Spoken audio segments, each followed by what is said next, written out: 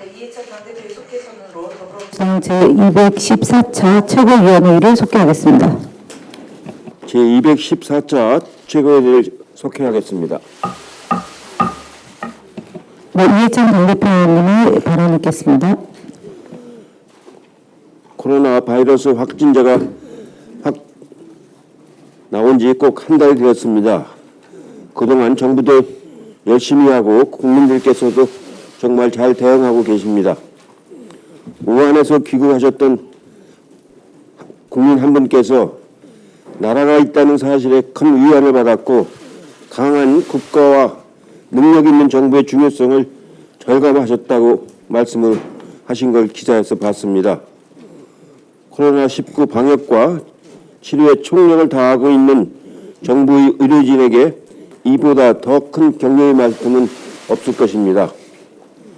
다만 지금 일자리가 늘고 살아나는 경제에 코로나19 사태가 너무 큰 부담을 주고 있고 특히 중소기업과 자영업, 문화 관련 업체가 어려움을 겪고 있습니다. 장기화되면 경제 활력화 동력을 잃을 우려가 있습니다.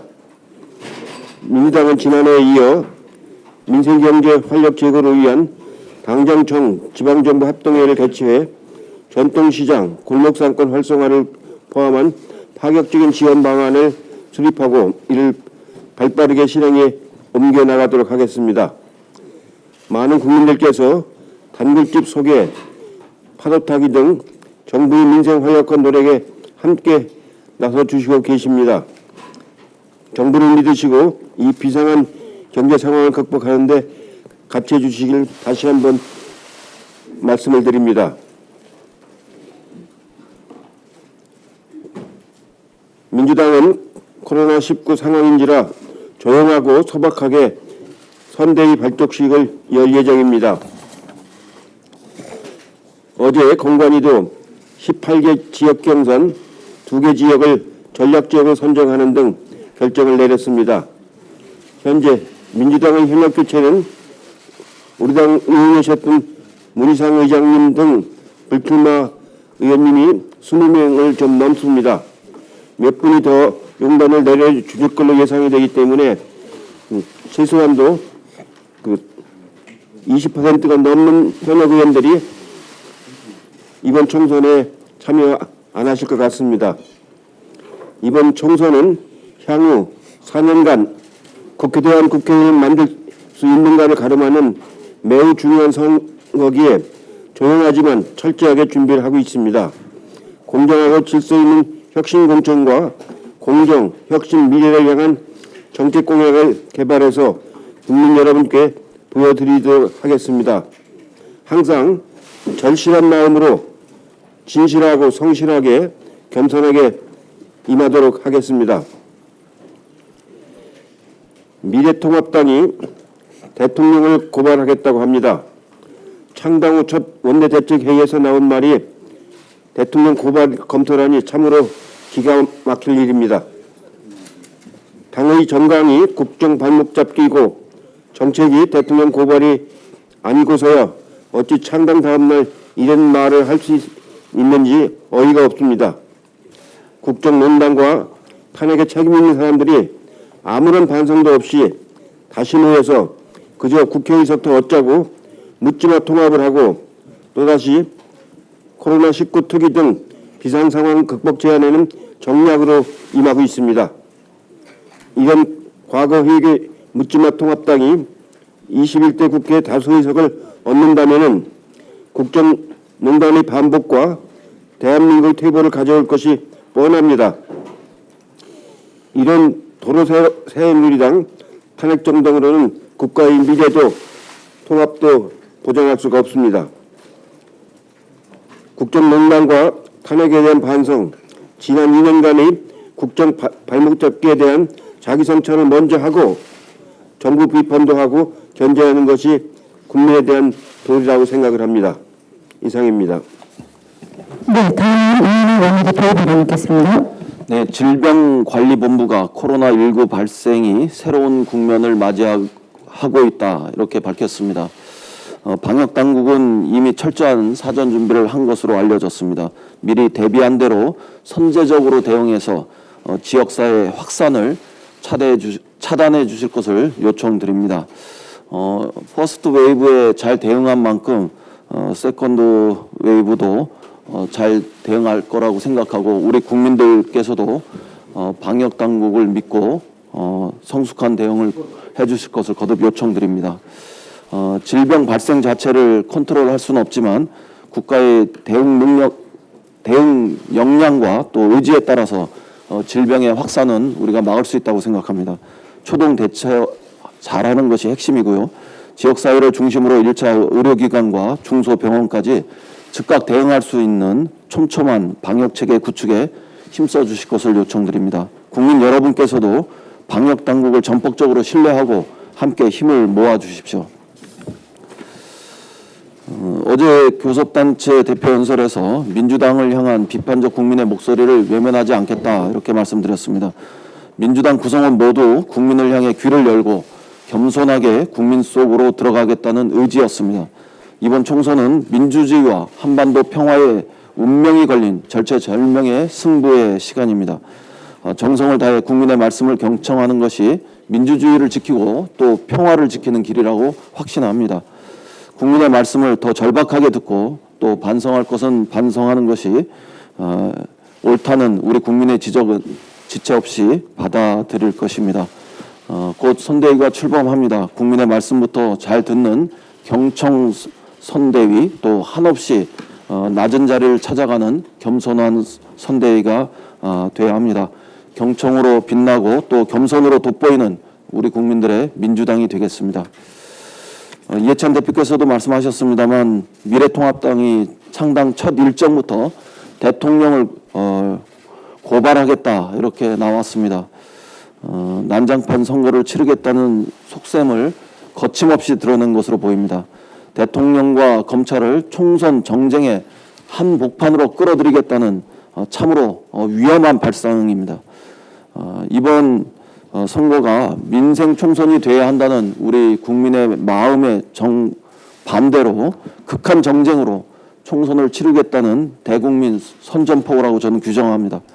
미래통합당은 고발 방침을 밝히는 자리에서 대통령이 관여한 어떤 근거도 없다는 점을 스스로 고백하기도 했습니다. 곽상도 의원은 공소장에 문재인 대통령이 직접 관여됐다는 부분은 나오지도 않는다 이렇게 이야기했습니다. 그럼에도 대통령을 고발하고 또 이런 행위를 하는 것은 검찰에게 나라를 뒤흔들 칼자루를 쥐어주겠다는 음모적 기획의 일환으로 보입니다. 국민과 민생에는 한없이 겸손하겠지만 허위와 정쟁과 정치 파괴 행위에는 우리 민주당은 단호히 대처할 것이라는 점을 분명히 경고합니다. 오늘 노태학 대법관 후보자의 인사청문회가 있는 날입니다. 노 후보자는 탄탄한 법이론을 바탕으로 합리적인 재판을 하는 법률 전문가로 평가받고 있습니다. 사회적 약자와 소수자의 기본권을 중시하는 이런 판결도 힘써왔습니다. 오늘 청문회가 자질과 능력을 충분히 검증하는 국회 본연의 책무에 충실하는 자리가 되기를 희망합니다. 극단적 정쟁의 장으로 삼아왔던 이런 행태 역시 되풀이되지 않기를 바라고 원활한 청문회 진행을 위해서 야당이 협조해 주실 것을 요청드립니다. 이상입니다. 네, 다음은 박주민 최고위원의 발언 있겠습니다. 사법농단 사건으로 기소됐었던 현직 법관 7명이 재판 업무에 복귀한다고 합니다. 대법원은 형사 판결이 확정되기까지 상당한 기간이 소요될 수 있어서 이렇게 결정했다라고 밝혔습니다. 사법농단 사건이 어떤 것입니까? 다 아시겠지만 양승태 대법원장 시절에 재판 거래를 위해서 재판을 조작하고 특정 판사를 사찰하고 법원 내부의 정보를 유출하는 사상 최악의 사법행정권 남용 사건입니다. 이 영향으로 삼성자동차나 KTX 노동자들이 스스로 목숨까지 끊었고 일제강제징용 피해자 소송은 그 결과가 바뀔 수도 있었다라는 이야기가 나오고 있는 그런 중범죄입니다. 그렇기 때문에 김명수 대법원장도 지난해 3월 이들이 재판 업무를 수행한다는 것 자체가 국민들의 사법 신뢰에 부정적 영향을 미칠 수 있다라고 얘기하면서 이들을 재판 업무에서 배제했었던 것입니다. 무죄 추정의 원칙 굉장히 중요합니다. 당연히 지켜져야 합니다. 이번에 문제가 됐던 판사들 역시 무죄 추정의 원칙은 적용받아야 할 국민이라고 볼 수 있습니다. 그렇지만 사법에 대한 신뢰 그리고 이들이 행한 행위의 중대성을 고려했을 때 이들이 다시 재판 업무에 복귀하는 것은 용납될 수 없는 처사라고 생각합니다. 이런 사람들이 행한 재판에 대해서 그 결과에 대해서 어떤 국민이 수긍하겠습니까? 김명수 대법원장은 사법부의 신뢰를 위해서 이번에 조치를 철회하기 바랍니다. 그것만이 사법부에 대한 국민의 신뢰를 잃지 않는 길이라고 생각합니다. 지난 회의 때 남영순 최교님께서도 말씀하셨고 어제 이인영 원내대표님도 말씀하셨지만 저 역시 임미리 교수에 대해서 한 번 더 사과를 드립니다. 다만 저는 이번 사건이 사과만 해서 끝날 일이 아니고 비판만 해서 끝날 일도 아니라고 생각합니다. 이번을 계기로 여야 모두 표현의 자유가 소중하다고 이야기하고 있으니 공직선거법상 정치적 표현의 자유 확대, 공무원의 정치적 자유 인정, 전략적 공세 소송에 대한 차단 등 국민의 표현의 자유를 확대하기 위한 제도적 개선에 여야 할 것 없이 함께 나서자는 제안을 야당에 드리고 싶습니다. 말이 아니라 제도적 개선을 통해 각 당이 가지고 있는 표현의 자유에 대한 의지를 확실히 보여주자는 것이며 표현의 자유의 실질적 확대에도 기여하자는 것입니다. 20대 국회가 얼마 남지 않았지만 표현의 자유 확대를 위한 법안들이 이미 여럿 발의되어 있고 또 이번 일을 계기로 여야 할 것 없이 모두 다 표현의 자유가 중요하다고 얘기한 만큼 충분히 표현의 자유 확대를 위한 제도 개선을 이룰 수 있을 것이라고 생각합니다. 다시 한번 표현의 자유 확대를 위한 제도 개선에 함께 나서 주실 것을 제안드립니다. 이상입니다. 교육단체 대표회의이기 때문에 최고회를 58부에 진행하도록 하겠습니다. 네, 다음은 박광훈 최고위원 앞서서 말씀드리겠습니다. 우리 국민의 생명과 안전을 지키기 위해서 대통령 전용기를 투입했습니다. 어느 지역 어떤 상황에서도 정부가 함께하겠다 하는 믿음을 국민들께 드린 계기가 됐다고 믿습니다. 코로나19에 대한 우리 정부의 대응을 두고 외신들은 돋보인다고 평가하고 있습니다. 일본에서는 한 언론이 아베 정부가 문재인 정부를 배워야 한다고까지 얘기를 했습니다. 모든 상황에 대처를 하는 것이 필요한데요. 어제 문재인 대통령은 국무회의에서 비상한 처방이 필요한 비상한 상황이다 이런 말씀을 하셨어요. 예상을 뛰어넘는 정책적 상상력이 필요한 때다 이렇게 봅니다. 한 세 가지 정도 걱정되는 부분이 있는데요. 첫째, 중소기업과 소상공인 그리고 수출기업을 지원하는데 굉장히 어려움이 따르고 있다. 이게 첫 번째고요. 두 번째는 우리가 굉장히 잘 대처하더라도 국제경제가 어려워지면 그것이 국내 경제에 바로 영향을 미치는데 특히 중국이 차지하는 세계 경제에서 차지하는 비중이 2003년에 4.3% 수준이었던 것이 지난해에는 16.3%로 굉장히 커졌습니다. 그러니까 중국 시장이 수출 시장이기도 하지만 부품 조달 시장이기도 한데 굉장히 어려움이 예상되는 것이죠. 이런 것에 대해서 선제적으로 우리가 대책을 마련할 필요가 있고 또는 현재 이제 정부가 운영하는 예비비는 1.4조, 그다음 목적 예비비 2조 원 정도인데 이게 이제 한도가 정해져 있고 또 이 예비비를 전부 코로나 대응에다만 쓸 수도 없는 그런 이제 문제가 있는데 하여튼 정부가 정교한 피해 대책을 마련하고 굉장히 재원 규모를 과감하고 폭넓게 선제적으로 산정할 필요가 있다 하는 말씀을 다시 한번 드리겠습니다. 부동산 대책과 함께 정부가 금융 시스템 전반을 혁신해 나가겠다고 밝혔는데 굉장히 저는 중요한 부분인데 간과되고 있는 것 같아서 다시 한번 말씀을 드리겠습니다. 우리가 시중에 1,100조 원 정도의 유동자금이 다니고 있는데 이 돈이 전부 부동산으로 몰려다니는 것이 사실은 굉장히 현재 부동산 시장을 어지럽히는 중요한 요인 중에 하나입니다. 그러니까 이것을 산업 자금으로 전환시키는 노력이 필요한데 이것이 금융 시스템을 개혁해서 하는 그 방향으로 가는 것이 맞다 합니다. 예를 들어서 우리나라에 11개 유니콘 기업이 있는데 속을 들여다보면 국내 자본으로 이루어진 것은 2개입니다. 나머지는 다 해외 자본으로 이루어지고 있습니다. 굉장히 안타까운 부분이죠. 그러니까 국내 부동자금들이 이렇게 혁신 벤처 산업 쪽으로 갈 수 있도록 물꼬를 틀어준다면 이것이 우리 산업 전반에 미치는 긍정적인 영향과 함께 부동산 시장을 안정시키는 데도 큰 도움이 될 것이라고 믿습니다. 정부는 이 2가지 정책을 일관되게 밀고 나갈 것을 주문하고요. 또 당도 최대한 힘을 보태겠다는 말씀을 드립니다. 이상입니다. 네, 다음으로 서른철 의원의 발언 있겠습니다. 최근 공중파 시사 프로그램이 나경원 의원 자녀의 스펙 의혹과 관련해서 집중 보도를 내보냈습니다. 해당 방송은 나 의원 자녀들의 논문 표절 의혹, 특혜성 해외 연수 의혹 등을 집중 보도했습니다. 나경원 의원 이에 대해서 가짜 방송의 여론몰이라며 법적 조치를 강구할 것이라 밝혔습니다.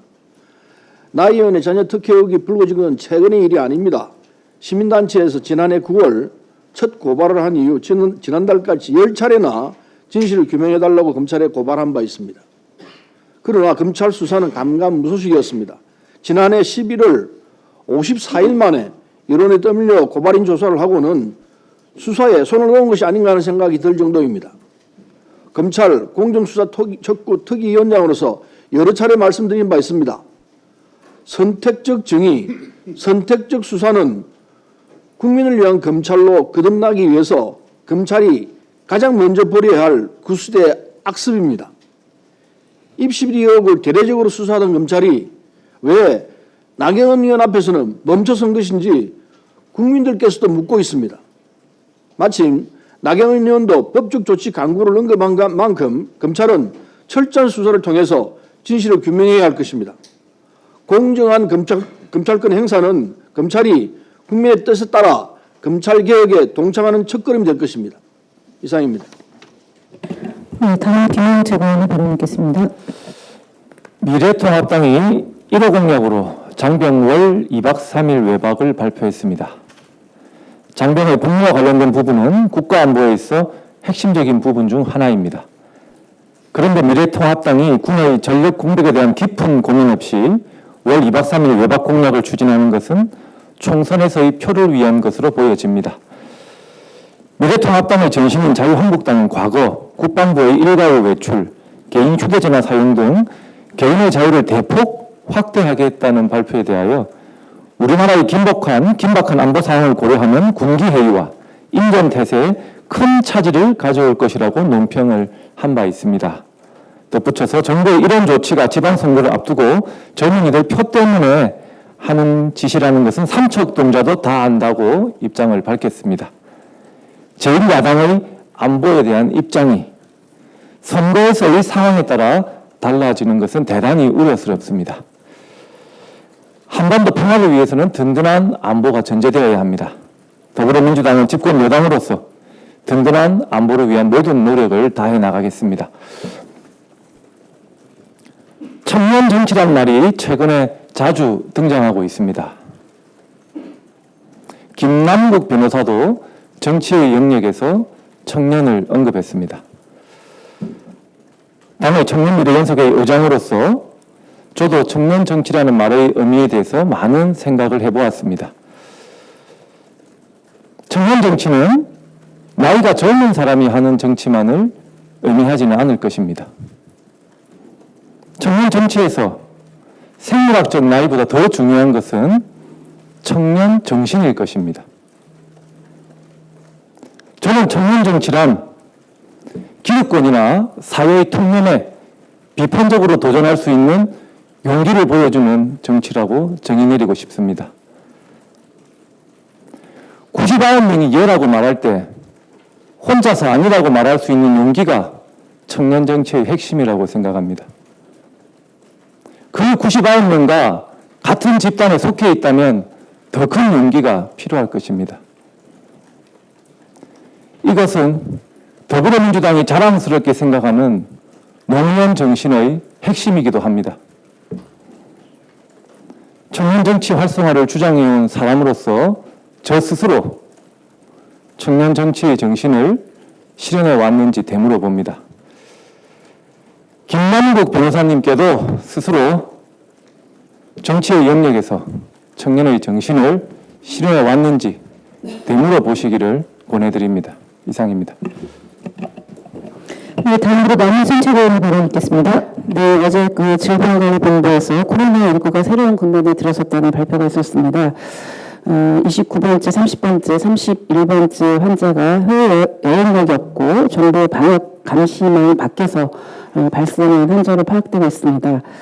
지금 대구 경북 지역에서도 코로나19 확진자가 늘어나고 있다는 그런 소식이 올라오고 있고 아마 조만간에 질본에서 보고가 있을 것 같습니다. 지역사회 감염의 시작이라고 할 수가 있습니다. 확진자의 동선 파악 및 역학조사 결과 지역사회 감염 확산이라고 판단된다면 감염병 위기경보 수준을 레드, 즉 심각 단계로 격상하는 방안을 검토해야 할 것입니다. 코로나19가 증상이 경험에도 전파력이 높아서 국내에서도 지역사회 감염 위험성이 크기 때문에 지역사회 감염 체계 및 방역 대책을 강화해서 확산에 적극 차단해야 할 것입니다.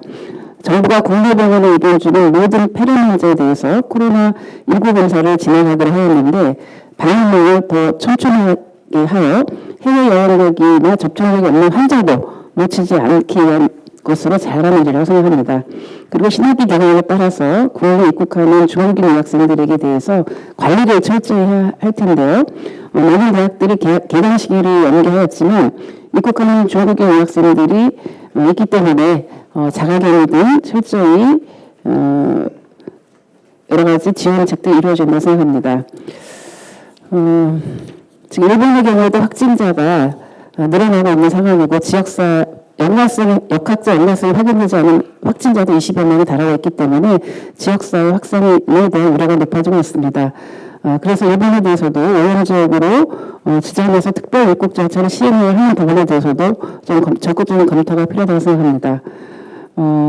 이런 부분들이 아마 이후에 그 지역사회 확산에 대한 대비한 여러 가지 절차를 저희 당의 코로나19 대책특위에서도 논의를 해나가겠습니다. 이상입니다. 네, 다음으로 이수진 최고위원 발언하겠습니다. 네, 어제 이인영 원내대표께서 국회 교섭단체 대표연설에서 노동 문제와 관련된 언급을 하셨습니다. 노동과 관련하여서는 시간이 걸려도 국제노동기구 핵심 협약 비준과 모든 노동조합의 합법화를 변함없이 추진할 것, 그리고 노동계도 사회적 합의를 위한 대화의 무대를 외면하지 말아달라는 당부도 빼놓지 않았습니다. 반면 구자유한국당에서는 노동과 관련하여 경제 활력을 불어넣기 위해서는 노동개혁이 시급하다고 이야기합니다. 노동개혁, 또 다른 말로는 노동계약이라는 말이 낯설지 않은 것은 이명박 박근혜 정부에서 경제성장을 빌미로 시운이고 취업규칙 불이익 변경, 공공부문 성과연봉제 도입 등을 기억하고 계실 것입니다. 노동 존중이라는 말은 노동조합의 우대는 아닙니다. 우리 사회 구성원 모두가 노동으로 하루를 시작하고 생존을 이어가고 행복을 꿈꾸고 있습니다. 하지만 노동에 대한 우리 사회의 인식은 폄하되어 있고 소외되어 온 것은 사실입니다. 그러나 국민 누구나가 노동을 통해 삶을 영위하는 그런 노동을 존중하는 사회가 제대로 된 사회, 정상 국가로 가는 첫 걸음이라고 생각합니다. 더불어민주당이 바라보는 노동의 관점은 과거보다 많이 변화하고 국민의 삶을 담아내는 노동의 가치, 노동이 존중되는 사회로 나아가야 한다는 것입니다. 그렇게 국민의 희노 애락을 담은 노동 공약을 총선 공약에 담아 국민과의 약속으로 이루어져야 할 것입니다. 이상입니다. 네, 다음으로 이영석 최고위원 발언 있겠습니다. 예, 대한의사협회 최대집 회장이 어제 긴급 기자회견을 열고 신종 코로나19와 관련하여 정부의 방역이 실패했다는 대국민 담화문을 발표했습니다. 최근 확인된 감염 환자의 감염 경로가 밝혀지지 않은 데 따른 우려에서 나온 최대집 회장의 지적에 대해서는 방역당국은 능동적인 대처가 필요하다고 봅니다만 과거 저희들이 신종플루, 메르스 등 바이러스 재난 사태에서도 경험했듯이 과도한 불안감과 공포감을 조성하는 행위는 결코 위기 극복에 도움이 되지 않는다고 판단됩니다. 지난 11일과 12일 스위스 제네바에서 열린 세계보건기구가 주최한 관련 포럼에서는 코로나19에 대한 대응 및 잘 정리된 한국 자료를 WHO가 본부가 먼저 요청해 와서 우리 정부 연구진들이 직접 참석해서 설명했다고 합니다. 이것은 중국과 일본 등 인접국의 상황과 비교했을 때 대한민국의 코로나19 대처 능력이 WTO의 인정을 받고 있다는 반증이라고 판단이 됩니다. 그럼에도 불구하고 국민의 안전에 무한 책임을 져야 할 정부와 방역당국은 지역사회 감염 확산 방지를 위한 보다 더 철저한 방역 대책을 수립할 것을 다시 한번 촉구합니다. 이상입니다. 네, 이상 모두 발언 마치고 회의를 비공개로 종료하겠습니다. 언론 여러분들의